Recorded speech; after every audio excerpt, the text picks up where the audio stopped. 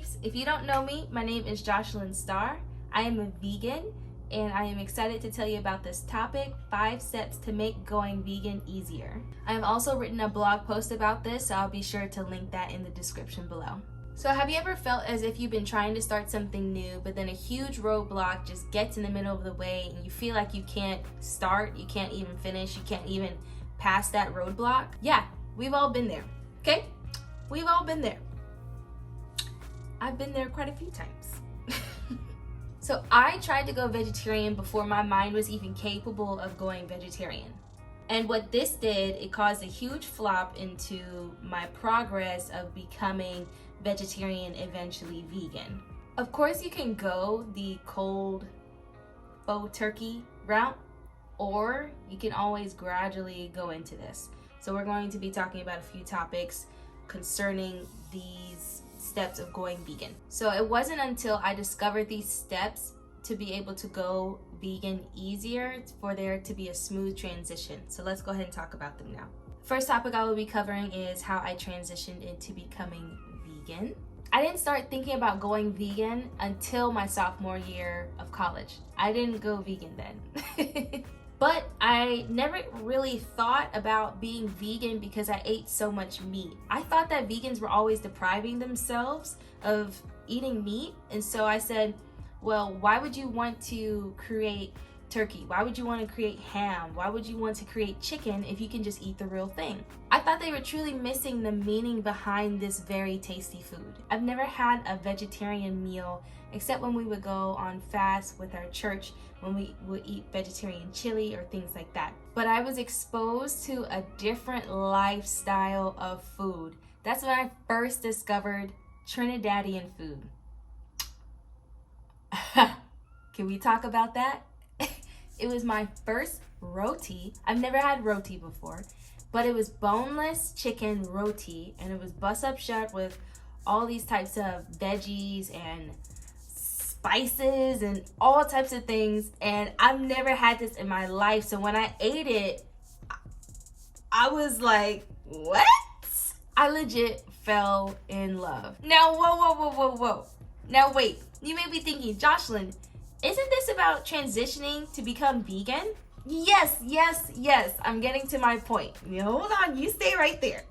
It was at this point where I discovered such a different side of food. I discovered a different palate that I just did not understand. This palate would later help me in the future, which was now and even last year, to be able to discover a new way of eating in this vegan lifestyle. As I was exposed to all these various different styles of food, I later started to replicate these dishes into my vegan dishes.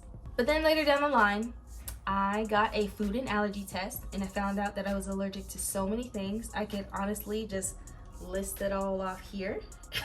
In one way, I could say I was very flabbergasted on how many things I was allergic to when these were the foods that I ate on the regular, like cheese. I was in love with cheese. I was in love with cheese. I was in love with cheese, chicken, celery. I love celery, but I'm allergic. I thought that it was supposed to make your tongue go numb. Clearly not. Now, you may not have gone through this transition of going to become vegan, but I do want you to know that whatever your why is, keep it in front of you. Please keep it in front of you. Whether that's for the animals, whether that's for your health, whether that's for anything else, keep it in front of you. So I started doing tons and tons of research on how to become vegan. Do you get enough protein? Do you not get enough protein? Are you always sleepy? Do you lose a lot of iron when you become vegan? All these different types of questions that I needed to know the answers to before I actually went vegan. So then I found my YouTube guy, Gaz Oakley, for Avant-Garde Vegan. And I first saw his video about a high protein vegan meal prep video. I will show you the picture here, but I will link it up there. After watching that video, I was so truly impressed on what the things he has made. And basically things that I already ate, but the different spices and everything like that, I didn't know that you could actually replicate that into vegan meals and it actually tastes good. I tried his chili on that vegan meal prep video. I never thought thought about putting cinnamon in it? What? So good. And so before I even started replicating these vegan dishes from the past where I would have chicken or I would have fish or anything like that, and now going into a vegan diet, going into a vegan lifestyle, I thought, wow, there really is more than eating a broccoli and a potato. So then I watched another video, and I will link it right here, by Gaz Oakley, which was the video that made him go vegan overnight. And then I watched that video and it made me go vegan overnight. Truly, it was a tearjerker. And if you are very passionate about animals, this is truly the video that I believe that you should watch before going into a plant-based lifestyle or a vegan lifestyle. For me, I more so identify as a plant-based eater because I eat more plants than I do vegan options like vegan cheese, vegan meat. That's a story for another time. That is how I eat now. Now that it's 2023, I am mainly fully transitioning into a plant-based lifestyle. So being somewhat of a dramatic lady, I definitely had my jaw drop down to the floor when I was watching that video. So then I threw out all of my animal products that same day and I started over. I bought a block of tofu, I bought some broccoli, and I bought some rice. And this was the first time I ever made a stir fry tofu. And it was okay. I didn't even know how to press it. I didn't even press it. It was bad. So if you want to know more about my story of being a vegan for at least 1 year, I will have the picture here of the thumbnail, but I will link it here for you to see it. All right, so how to find relatable recipes. This is something that is so necessary, especially if you're a huge meat eater or if you love cheese or anything of the sorts. I want to shamelessly plug myself. I have written a vegan cookbook called Simple Easy Vegan, where there is 30 recipes of simple, easy vegan options, meals. It includes 2 pages of a grocery list and there's plenty of pictures that you can see while you are cooking this dish, and it's a digital download, an ebook, the first one of many kind. I will also be coming out with a vegan program where I will be teaching you how to declutter your kitchen and pantry and your freezer and fridge and whatnot. I will also be teaching you how to combat the fear of failure and the fear of change as it relates to transitioning into a plant-based / vegan lifestyle. Stay tuned for more updates and go to my website to sign up for emails so that you can become a part of the community and you can be the first one to know when I release it. Getting back to how to find relatable recipes. Let me tell you, I bet you have heard of this app called Pinterest. Yes, that is where I went when I first went vegan. I literally stalked every single person on Pinterest to be able to find the best vegan recipes that I could eat because your girl was hungry. That app is truly your friend. I would say start looking up the delicious recipes that you already like and then just add plus vegan, or say vegan vegan chicken curry, vegan pepperoni pizza, vegan stromboli, vegan pasta. And when I say vegan curry, girl, I love curry. You don't even be understanding how much your girl loves curry. And so you can also check me out on my Pinterest page as well. I have 2 Pinterest pages. I have my business page, Jocelyn Starr, and then my other one, Jocelyn Maddox. Check those 2 out and follow me. Try finding keywords for the meals you're looking to create without thinking of all of those recipes on your own. Literally think, what do I normally eat? How can I make it vegan? That's it. Let's go to the next topic. Boop, boop, boop, boop. How to enjoy eating out without just ordering fries. Because your girl be eating fries all the time. Yelp is your friend. Also, Happy Cow is your friend as well. But let's talk about Yelp first. I have had many times where my friends or my family wanted to go out to eat somewhere, But I was stressed out in my mind because I was thinking, well, what am I gonna eat? If we're going to Checkers, what are we gonna eat? Fries. Where are we going to eat if we're going to, I don't eat Checkers, I was just giving an example. But what am I going to eat? So I run to Yelp and I type in the restaurant and I change the filter to vegan because you can do that. Sadly, most places don't even have vegan options, which can be very annoying because you would think at least there would be a salad or some French fries on the menu. But sadly, there's not. So let's do this. Here's what you can do if you have to go to this restaurant. I would say, because, well, this is my story. I would say I'm allergic to dairy. I'm allergic to celery. I'm allergic to shellfish, and I'm allergic to celery. Okay, so what you could say is create your own meal by telling them you cannot have dairy, eggs, or meat products, and tell them what you would like to eat. And most likely the chef in the back will make you something that accommodates your needs. Now, of course, not everybody sells vegan burgers, so don't ask for one if they don't sell vegan burgers. It just makes sense, okay? However, if they do have a falafel burger or a bean burger, ask for that, and ask for a salad or some fries on the side. That way you're not just eating French fries. I know the French fries taste amazing. Well, for the potato lovers out here, you don't have to just eat French fries. And then add your seasonings and ta-da! You have a beautiful meal. There may be many times where you do have to eat beforehand, but that shouldn't be the case all the time. But it also depends on where you live. However, I do live in the Atlanta area, so I do have a lot more options.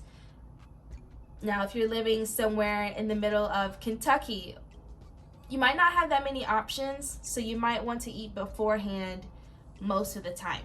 If you're also looking for vegan restaurants around you, I have a Yelp profile, and I will also link my collections down in the description box below. Most of them are vegan, fully vegan restaurants, but some of them also have vegan options. Most of my collections are within Atlanta or LA, or I think in New York as well.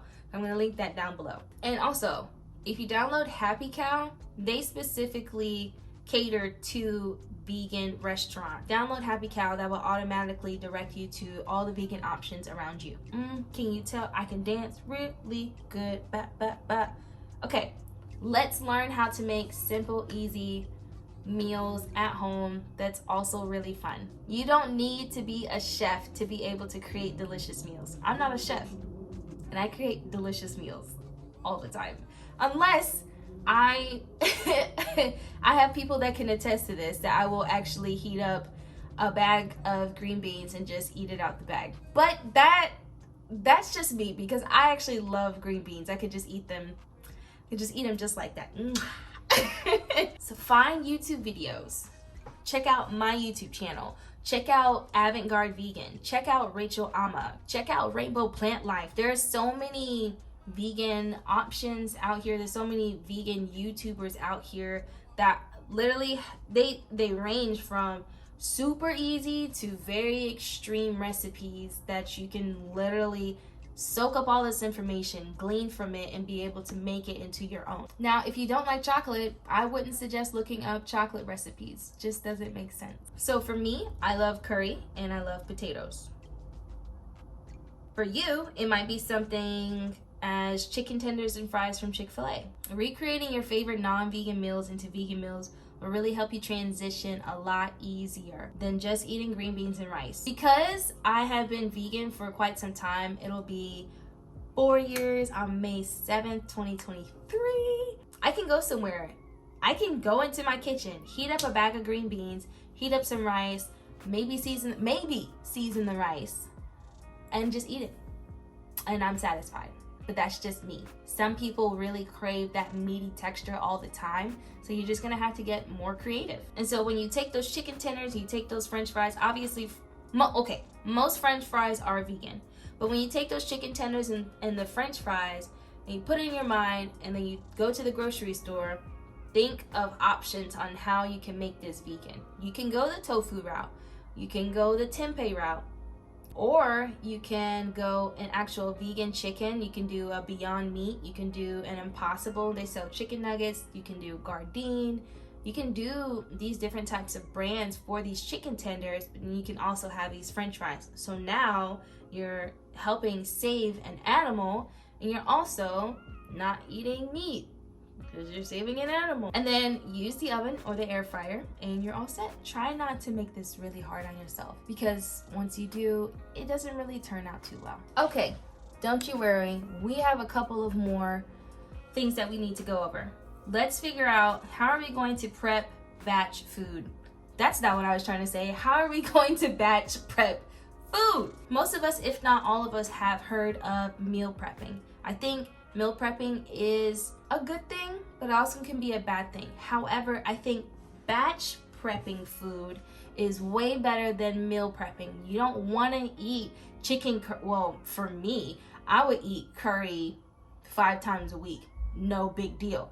But not everybody wants to eat the same thing 5 days in a row. So what do? I will cook a whole big pot of rice. I will cook a whole bunch of potatoes, but I wait to steam or cook my veggies the day of or right then and there, because I don't like my veggies soggy. You can also create a big lasagna. You can also like make a salad base. And so with those things, you can just pull and grab and then be able to make a meal into one, and then you can make something different another time. You can create your own hummus, you can create your own stew, you can create whatever that you want.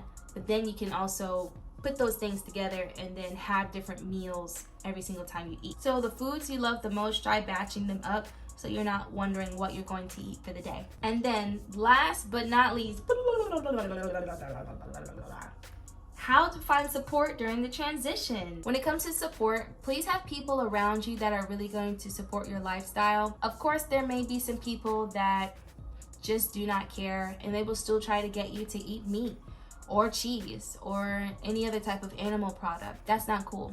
Because if you're on this lifestyle journey, if you're trying to do something better for your health, why would people be trying to tell you to keep eating meat, keep eating cheese, to make them feel comfortable, even though this is what you need to do or this is what you want to do to be able to make your lifestyle a lot better with less poops, with less hard poops, I guess. You can very well influence them to eat less meat, and have people around you that you trust be accountable to what you're eating. And it's not more so of a military looking over your shoulder and saying, hey, are you eating this? Are you eating this? But share some pictures of the meals that you cook, you know? Maybe they want to try it. So I remember a couple of years ago when I first went vegan, I was making collard greens from the Sweet Potato Soul cookbook, which I think that you should purchase as well. I was making collard greens from her cookbook, and I told my best friend to come over,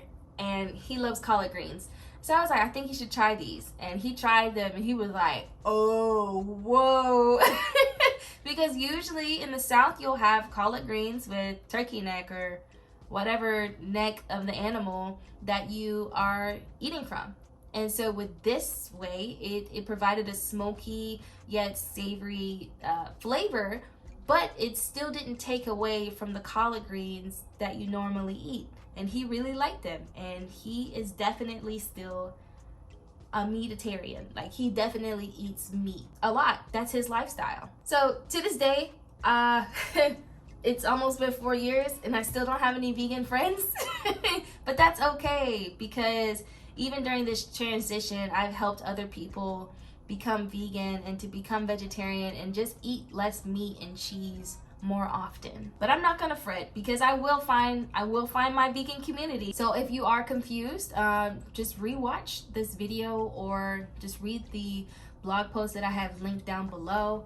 I hope that this really helped you, and I plan to be coming out with some more videos in the future. Don't forget that my vegan cookbook is on sale. It is $25. It's on my website, and I hope that you enjoy it. See ya.